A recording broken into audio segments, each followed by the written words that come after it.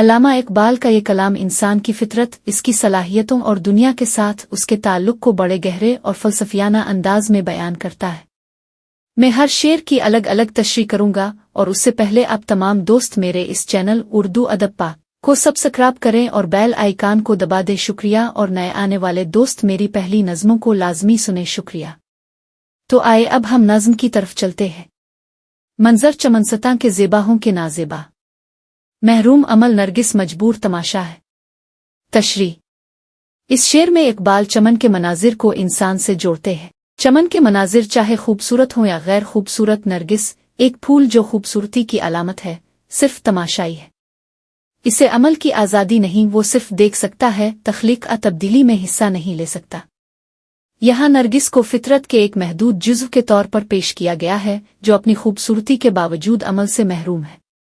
بالواسطہ طور پر یہ انسان کی عظمت کو ظاہر کرتا ہے کہ وہ محض تماشائی نہیں بلکہ عمل کرنے کی صلاحیت رکھتا ہے۔ رفتار کی لذت کا احساس نہیں، اس کو فطرت ہی صنوبر کی محروم تمنا ہے۔ تشریح۔ یہاں صنوبر، ایک بلند و بالا درخت، کو فطرت کا نمائندہ بنایا گیا ہے۔ صنوبر اپنی عظمت اور بلندی کے باوجود حرکت اور رفتار کی لذت سے محروم ہے۔ اس کی فطرت ہی اسے ساکن رکھتی ہے، اور وہ اس سے آگے بڑھنے کی تمنا نہیں کر سکتا۔ اقبال یہاں فطرت کے مقابلے میں انسان کی متحرک طبیعت کی طرف اشارہ کرتے ہیں کہ انسان ساکن نہیں بلکہ اسے حرکت اور ترقی کی خواہش عطا کی گئی ہے۔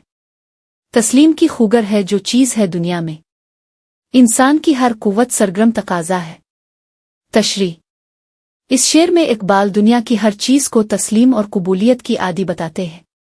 فطرت کے اجزاء جیسے پھول، درخت اور دیگر مخلوقات اپنی حالت کو قبول کر لیتے ہیں اور اس کے خلاف بغاوت نہیں کرتے، لیکن انسان مختلف ہے۔ اس کی ہر قوت، ہر صلاحیت خواہشات اور تقاضوں سے بھری ہوئی ہے۔ انسان محض تسلیم نہیں کرتا، وہ سوال اٹھاتا ہے، ترقی کرتا ہے اور حالات کو بدلنے کی کوشش کرتا ہے۔ اس ذرے کو رہتی ہے وسعت کی ہوس ہر دم، یہ ذرہ نہیں شاید سمٹا ہوا صحرا ہے۔ تشریح۔ یہاں انسان کو ایک ذرہ کہا گیا ہے، یعنی ایک چھوٹا سا وجود، لیکن اس ذرے کے اندر وسعت اور عظمت کی ہوس ہے۔ وہ اپنی محدود شکل کے باوجود لامحدودیت کا خواہش مند ہے۔